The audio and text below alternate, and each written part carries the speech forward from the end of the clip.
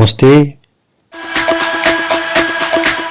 यो भिडियो हेरेर बस्नुभएका सहभागी दर्शक महानुभावहरू, कुनै पनि संस्थामा रहेका समग्र कर्मचारीको भूमिकालाई यहाँ प्रस्तुत गरिएको छ। कर्मचारीको पहिलो भूमिका संस्थागत संस्कृति अर्थात् अर्गनाइजेसनल कल्चर निर्माण गर्नु रहेको छ।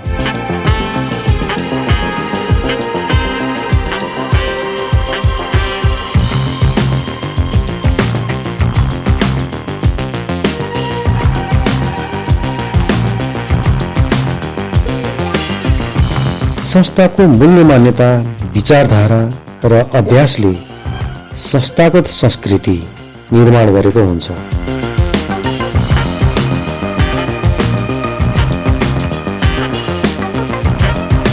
यसले कर्मचारीहरूमा के गर्ने र के नगर्ने भन्ने चेतना निर्माण गर्दछ।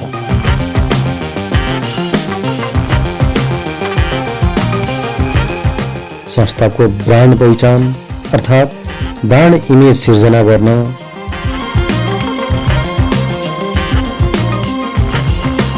संस्थागत कार्य संस्कृति अर्थात् अर्गनाइजेसनल वर्किङ कल्चरको ठूलो भूमिका हुन्छ र यही कार्य संस्कृतिले नै संस्थालाई प्रतिस्पर्धी भन्दा अलग गराउँछ। संस्थाको कार्य सञ्चालन सफल गराउन प्रभावकारी योगदान कर्मचारीले नै दिनुपर्ने भएकोले कर्मचारीलाई वास्तविक सम्पत्ति भन्ने गरिन्छ। अहिले कर्मचारी अथवा पर्सनलको सट्टा जनशक्ति अथवा ह्युमन रिसोर्स यही कारणले नै भन्ने गरिएको हो।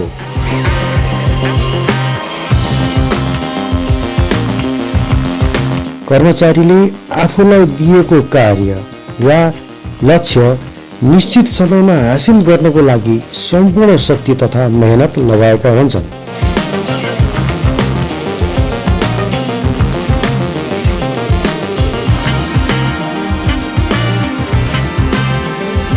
कार्य संस्कृति निर्माण गर्ने कुरा तय गर्नमा कर्मचारीको महत्त्वपूर्ण भूमिका रहन्छ। कार्यस्थलमा देखाइने उनीहरूको बोली, व्यवहार, अवधारणा र रुचिले संस्थागत कार्य संस्कृतिको निर्माण गरिरहेको हुन्छ। कर्मचारी एकातर्फ संस्थागत कार्य संस्कृतिलाई अवलम्बन गर्दै आफूलाई ढालिरहेको हुन्छ भने आफूले प्रकट गर्ने बोली, व्यवहार, अवधारणा र रुचिले संस्थागत कार्य संस्कृति सकारात्मक वा नकारात्मक रूपमा परिवर्तन गर्न भूमिका निर्वाह गरिरहेको हुन्छ।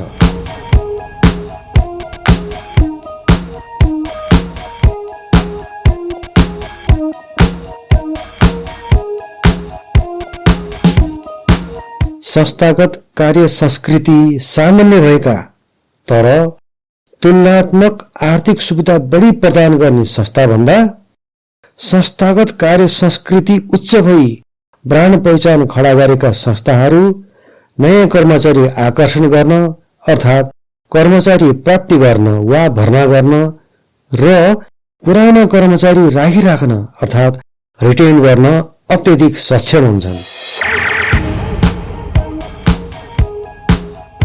यस्ता संस्थाको इम्प्लोइ टर्नओभर धेरै कम हुन्छ। यसै गरी उच्च कार्य संस्कृतिको अनुभव हासिल गरेका र सोही संस्कृति अवलम्बन गरिसकेका व्यक्तिहरूलाई उच्च कार्य संस्कृति खडा गर्न चाहने संस्थाले प्राप्ति गर्न चाहन्छ। अनुत्प्रेरित कर्मचारीको तुलनामा उत्प्रेरित तथा सन्तुष्ट कर्मचारीले कार्यस्थलमा स्वस्थ संस्कृति निर्माणमा योगदान दिइरहेका हुन्छन्।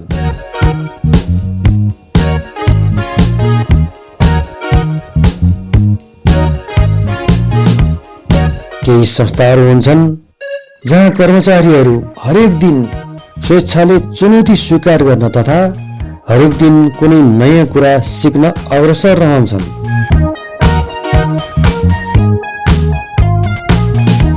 उनीहरूको रुचि र विशेषज्ञता बमोजिम भूमिका र जिम्मेवारी प्रत्यायोजन गरिन्छ, जसले गर्दा हरेकले आफ्ना सहकर्मी भन्दा राम्रो कार्य सम्पादन प्रदर्शन गर्न मेहनत गरिरहेका हुन्छन्। कर्मचारीहरू आफ्नो कामप्रति गम्भीर हुन्छन् र नीति तथा कार्यविधिभित्र रहन्छन् भन्ने संस्थागत संस्कृतिलाई यस्ता संस्थाहरूले अवलम्बन गर्दछन्।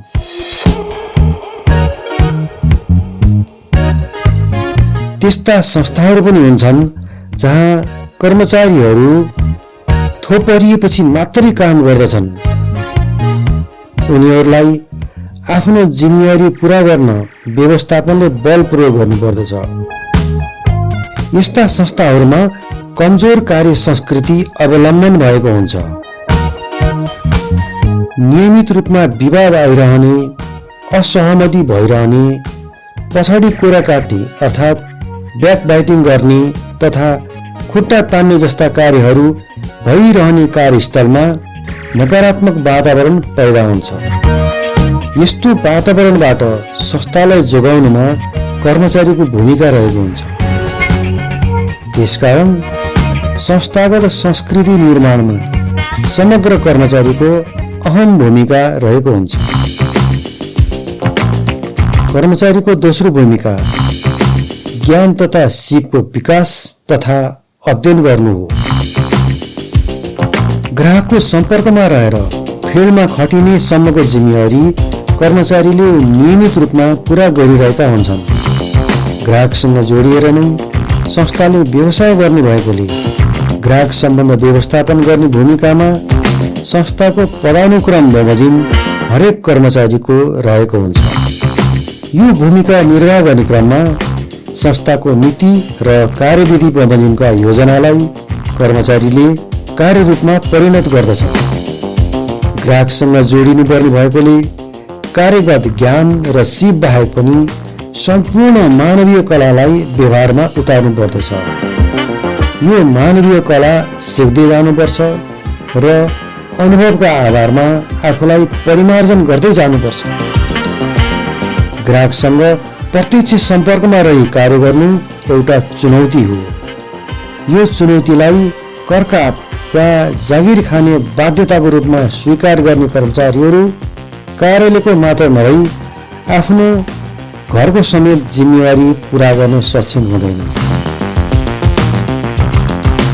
अर्कोतर्फ खुसी साथ ग्राहकसँग प्रत्यक्ष सम्पर्कमा रही कार्य गर्ने र आइपर्ने चुनौती स्वीकार गर्ने कर्मचारीहरूले अन्तर व्यक्तिगत सम्बन्ध खडा गर्न रमाइलो मान्दछन्।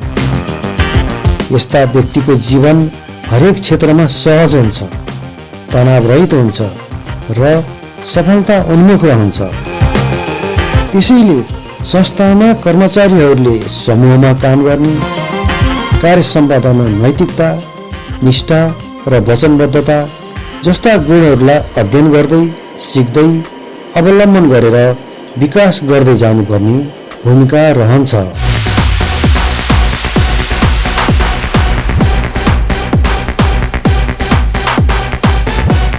कर्मचारीको तेस्रो भूमिका प्रविधिलाई आत्मसात गर्नु हो। कर्मचारीलाई आवश्यक पर्ने सिपको विकास तथा अग्रगामी परिवर्तनको कारक तत्त्व प्रविधिमा गरिने नियमित अन्वेषण हो।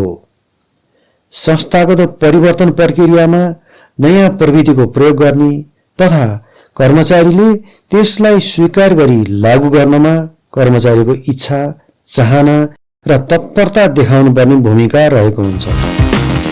कर्मचारीको यस भूमिकाले नयाँ प्रविधि लागू हुने तथा प्रविधि लागू हुनको लागि आवश्यक प्रक्रियागत कुराहरू जस्तै प्रविधि प्रयोग गर्न तथा लागू गर्न नीति कार्यविधि तयार गरी कानुनी रूप दिने, टेस्टिङ गर्ने, प्रविधि प्रयोग गर्न अधिकार र कर्तव्यको व्यवस्था गर्ने, जिम्मेवारी सुम्पने, कर्मचारीहरूलाई तालिम दिने जस्ता कुराहरूलाई अपनाएर अटोमेसनमा अथवा स्वचालनमा लाग्न सकिन्छ। यसपछि मात्रै थोरैभन्दा थोरै कर्मचारीबाट बढी काम लिन सकिने र कर्मचारीहरूलाई बढीभन्दा बढी व्यावसायिक क्रियाकलापहरूमा संलग्न गराउन सकिन्छ। प्रविधिको अभावमा कुनै पनि संस्था प्रतिस्पर्धामा आउन सक्दैन र कर्मचारीहरूले प्रविधिलाई आत्मसात नगरिकन संस्थामा कार्यरत रहन सक्दैनन्।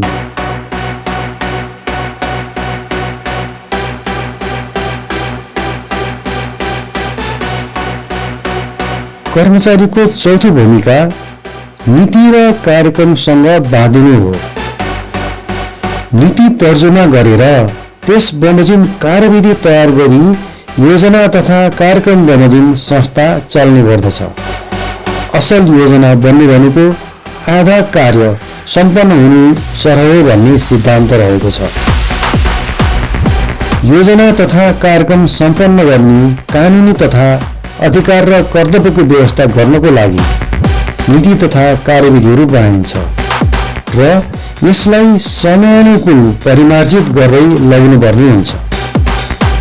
सुदृढ संस्थाले यसरी नीति तथा कार्यविधिहरू बनाई वार्षिक कार्यक्रम तथा योजना तर्जुमा गरेर कर्मचारीहरूमा त्यसको जानकारी गराउने गर्दछन्। त्यसैले वार्षिक कार्यक्रम सम्पादन गर्नका लागि उक्त नीति तथा कार्यविधिहरूको जानकारी गर्ने, त्यसमा आफ्नो भूमिका थाहा पाउने, आफ्नो अधिकार र कर्तव्यको बारेमा सचेत भएर नीति तथा कार्यक्रमसँग जोडिनु वा बाँधिनुपर्ने भूमिका सम्पूर्ण कर्मचारीहरूको हुन्छ। कर्मचारीहरूको पाँचौं भूमिका काममा सम्पूर्ण शक्ति लगाउनु हो। वास्तविक सम्पत्तिको रूपमा रहनुपर्ने कर्मचारीले संस्थाको कार्य सञ्चालन सफल गराउन प्रभावकारी योगदान दिनुपर्ने हुन्छ। संस्थाको उद्देश्य हासिल गर्नका लागि आर्थिक सुविधा उपलब्ध गराउने गरी कर्मचारी भर्ना गरिन्छ र संस्था आफ्ना कर्मचारीलाई आर्थिक सुविधा उपलब्ध गराउन वचनबद्ध हुन्छ भने यही आर्थिक सुविधा हासिल गर्नको लागि कर्मचारीहरू संस्थाको लक्ष्य प्राप्ति गर्नमा आफूले पूर्ण योगदान दिन वचनबद्ध हुन्छन्। त्यसकारण संस्थाको कार्यक्रम सञ्चालन गर्न आइपर्ने, आफूलाई तोकिएको तथा भइपर्ने जस्तो सुकै कार्य सम्पादन गर्दा सम्पूर्ण शक्ति अर्थात् 100% दिनुपर्ने भूमिका कर्मचारीको रहन्छ। कार्य सम्पादनको आधारमा आर्थिक सुविधा उपलब्ध गराउने व्यवस्था अर्थात् पर्फर्मेन्स बेस्ड इन्सेन्टिभ सिस्टम अन्तर्गत समान तहको कर्मचारीको आर्थिक सुविधा पनि कार्य सम्पादनको आधारमा फरक हुने गर्दछ। यो पर्फर्मेन्स बेस्ड इन्सेन्टिभ सिस्टम प्रणाली लागू गर्न सकियो भने मलाई काम पुगेन, थप काम चाहियो भनेर कर्मचारीले काम माग्ने अवस्था सिर्जना हुन्छ। त्यसकारण आफूलाई दिएको कार्य वा लक्ष्य निश्चित समयमा हासिल गर्नको लागि सम्पूर्ण शक्ति तथा मेहनत लगाउने भूमिका कर्मचारीको रहेको हुन्छ। कर्मचारीको छैठौं भूमिका चुनौतीको सामना गर्नु हो। संगठनको कार्य सञ्चालन गर्ने क्रममा फरक किसिमका चुनौतीहरू देखा परिरहन्छन्। यिनै चुनौतीहरू समाधान गर्नका लागि कर्मचारीहरूलाई भर्ना गरेर उनीहरूलाई विभिन्न जिम्मेवारी प्रदान गरिएको हुन्छ। आवश्यकता अनुसार विभिन्न पदानुक्रम अर्थात् हायरार्कीमा राखिन्छ अनि कार्य सम्पादन राम्रो भएको आधारमा यो क्रममा माथि लग्दै जाने अभ्यास संस्थाहरूले गरेका हुन्छन्। संस्थाको नीतिमा परिवर्तन भएर, राष्ट्रको कानुनमा परिवर्तन भएर, नियमनकारी निकायहरूबाट जारी निर्देशनमा परिवर्तन भएर, संस्थाकै कर्मचारी संख्यामा कमी भएर, ग्राहकको रुचि तथा चाहनाहरूमा परिवर्तन भएर, प्रतिस्पर्धा बढेर कदम कदममा चुनौतीहरूको सामना गरिरहनु पर्ने हुन्छ।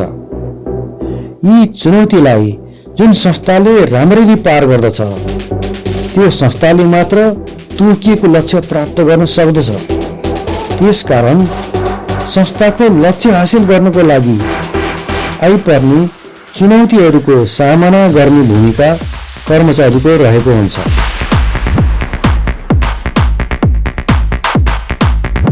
चुनौतीहरूको प्रकृति बमोजिम फरक फरक पदानुक्रमका कर्मचारीहरूले फरक फरक चुनौतीहरूलाई समाधान गर्दछन्। साना साना चुनौतीलाई सामना गरेर समाधानमा जान सक्ने कर्मचारीले ठूलो चुनौती सामना गर्न सक्ने क्षमताको विकास गर्दै जान्छन्। यही चुनौती सामना गर्न सक्ने क्षमतालाई मूल्याङ्कन गरेर नै संस्थाले त्यस्ता कर्मचारीहरूलाई माथिल्लो तहको जिम्मेवारी दिने गर्दछ। कर्मचारीको सातौं भूमिका निर्णय गर्नु हो। संस्थामा मात्र नभई कुनै पनि व्यक्तिको दैनिक जीवनमा हरेक अवस्थामा साना वा ठूला निर्णय गर्नुपर्ने अवस्थाहरू आई नै रहन्छन्। एउटा वा एक भन्दा बढी विकल्पमा कुन विकल्प छनौट गर्ने वा कुनै पनि विकल्पलाई छनौट नगर्ने भन्ने कुरा नै निर्णय गर्नु हो। कुनै काम गर्छु या गर्दिन भन्ने निर्णय नै नगरी पन्छाएर बस्नलाई काम नगर्ने निर्णय गरेको मानिँदैन। निर्णयलाई पन्छाएर यदि संस्था निर्णय विहीनताको अवस्थामा रहन्छ भने संस्थाले ठूलो नोक्सानी वहन गर्नुपर्दछ। यदि व्यक्तिलाई निर्णय विहीनताको अवस्थामा रहने बानी पर्यो भने उक्त व्यक्तिको जीवन अनियमित, भ्रम र आशंका सहित निजलाई प्राप्त हुने कुनै पनि अवसरहरूलाई समात्न नसक्ने, अर्काको भर पर्नुपर्ने तर अर्कालाई विश्वास पनि गर्न नसक्ने गरी जीवन नै बर्बाद हुन जान्छ। संस्थामा यस्ता कर्मचारीको भरमार भयो भने कर्मचारीले जिम्मेवारी लिन चाहँदैन अनि संस्थाले चाहेको लक्ष्य प्राप्तिमा अवरोध समेत उत्पन्न हुन्छ। निर्णय गर्ने कलालाई पनि अध्ययन र तालिमबाट विकसित गराउन सकिन्छ। जे होस्, जुनसुकै तहमा भए पनि प्राप्त जिम्मेवारी अनुरूपका निर्णय गर्ने अहम भूमिका कर्मचारीको हुन्छ।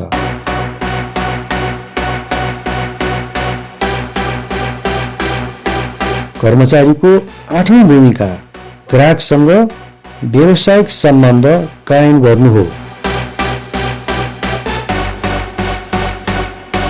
ग्राहकलाई व्यावसायिक साझेदारको रूपमा पनि परिभाषित गर्ने गरिन्छ। ग्राहक बिना हाम्रो कुनै पनि व्यवसाय सञ्चालन हुन सक्दैन।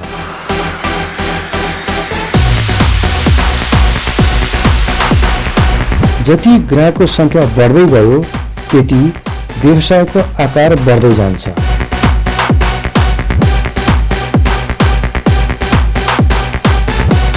कर्मचारीले प्राप्त गर्ने सुविधाहरू पनि संस्थाको नाफामा आधारित रहेको हुन्छ र संस्थाको नाफा ग्राहक संख्यामा समेत निर्भर गर्दछ। प्रतिस्पर्धामा आएका विभिन्न संस्थाले अर्काको ग्राहकलाई आकर्षित गर्ने धेरै रणनीतिहरू अख्तियार गर्दा नयाँ ग्राहकहरू प्राप्त गर्नु त कता कता आफ्नो भएकै ग्राहक गुम्ने खतरा सधैँ रहिरहन्छ।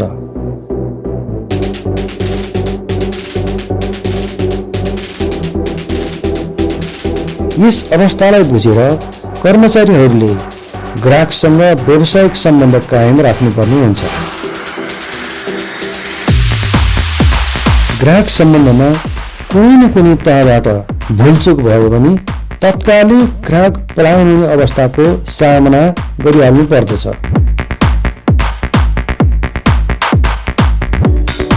यस परिस्थितिलाई मनन गर्दै कर्मचारीहरूले ग्राहकसँग व्यावसायिक सम्बन्ध राख्नुपर्ने भूमिकालाई आत्मसात गर्नुपर्ने हुन्छ। ग्राहकसँग व्यावसायिक सम्बन्ध राख्ने एक कला हो र यो कलालाई पनि तालिम, अध्ययन, अभ्यास र आफ्ना त्रुटिहरूलाई सुधार्दै सिक्न र विकसित गर्न सकिन्छ। ग्राहक व्यवस्थापनमा पारङ्गत व्यक्तिको संस्थामा प्रभावकारी भूमिका रहने मात्र नभई आफ्नो जीवन पनि अत्यन्त सहज, सरल र तनावरहित तथा सफलता उन्मुख रहेको हुन्छ।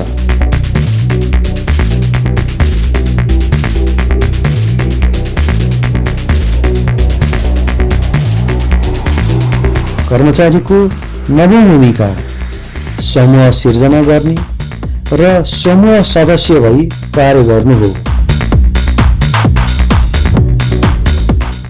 एक भन्दा बढी व्यक्ति सँगै बसेर काम गर्नुपर्ने अवस्थामा फरक फरक विचार, पृष्ठभूमि, अपेक्षा, योग्यता लगायत फरक प्रकृतिका व्यक्तिहरू एक अर्कासँग समन्वय गरेर काम गरी लक्ष्य प्राप्ति गर्न उन्मुख रहेका हुन्छन्। संस्थामा ठूलो संख्यामा व्यक्तिहरू एक उद्देश्यका लागि जम्मा भएका हुन्छन्। सबैले मिलेर तोकिएको उद्देश्य पूरा गर्नुपर्ने हुन्छ। यसका लागि सबैको फरक फरक अधिकार र जिम्मेवारी अथवा भूमिका हुने र एक व्यक्तिबाट मात्र सम्पूर्ण कार्य हुन नसक्ने भएकोले स्वत कार्यगत समूह निर्माण हुन जान्छ। यस्तो अवस्थामा एक संस्थाभित्र पनि छुट्टा छुट्टै समूह खडा गर्नुपर्ने हुन्छ। आफ्नो कार्यसँग जोडिएका व्यक्तिहरू, तालुक अधिकारी, सहकर्मी तथा मातहत कर्मचारी बीच समूह निर्माण गरी त्यो समूहको सदस्य भएर काम गर्ने भूमिका कर्मचारीको हुन्छ।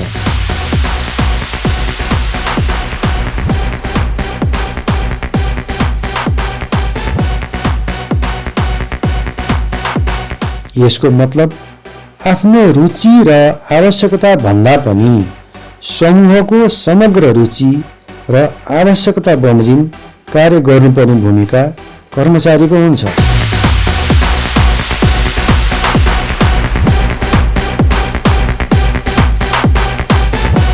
कर्मचारीको 10औं भूमिका सूचना र सुझावको सम्प्रेषण गर्नु हो। कार्यस्थलमै तथा कार्य वा संस्थाको व्यवसायसँग सम्बन्धित विभिन्न प्रकारका सूचनाहरू प्राप्त भइरहन्छन्। यी सूचनाहरू, सुझाव वा शिकायत जुनसुकै रूपमा प्राप्त हुन सक्दछन्। त्यसमध्ये कतिपय सूचना तथा सुझाव व्यवस्थापनका लागि नीति नियम तर्जुमा तथा परिमार्जन गर्न र निर्णय लिन मद्दत पुर्याउन सक्ने भएकोले प्राप्त सूचनाहरूलाई तालुक अधिकारी मार्फत सम्प्रेषण गर्ने भूमिका कर्मचारीको रहेको हुन्छ।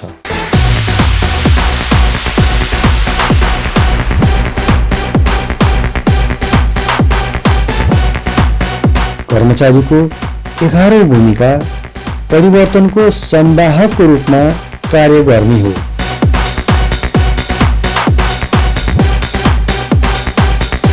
आधुनिक प्रविधिले गर्दा ग्राहकहरूको रुचि र आवश्यकतामा परिवर्तन हुन गई व्यवसाय गर्ने ढाँचा,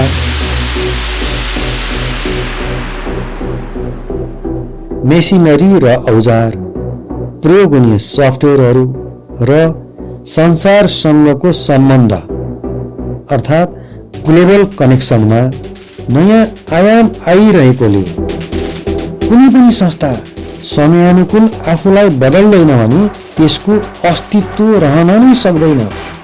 संस्थाको यो परिवर्तनमा त्यहाँकै कर्मचारीको मुख्य भूमिका रहन्छ। सबभन्दा पहिले कर्मचारीले परिवर्तनको आवश्यकतालाई बुझ्ने, परिवर्तनका लागि गर्नुपर्ने कार्यहरू थाहा पाउने, त्यो परिवर्तनमा आफ्नो भूमिका कहाँ रहेको छ त्यसको बारेमा तालिम, प्रशिक्षण तथा अध्ययनबाट सिक्ने र त्यसलाई लागू गर्ने, त्यसपछि नयाँ कर्मचारीलाई अभिप्रेरित गरेर सिकाउने भूमिका रहेको हुन्छ। यदि कुनै एक कर्मचारी आफैले आफूलाई समयानुकूल परिवर्तन गर्दैन भने समग्र संस्था त अन्य कर्मचारीलाई साथ लिएर बदलिन सक्छ र विकासरत रहन्छ, तर उक्त कर्मचारी आफू बदलिएन भने आफ्नो विकासको सम्भावनाहरूलाई बन्द गरिदिन्छ। यी भूमिकाहरू बाहेक पनि तपाईहरूले अन्य भूमिकाहरूको थप खोजी गर्न सक्नुहुन्छ।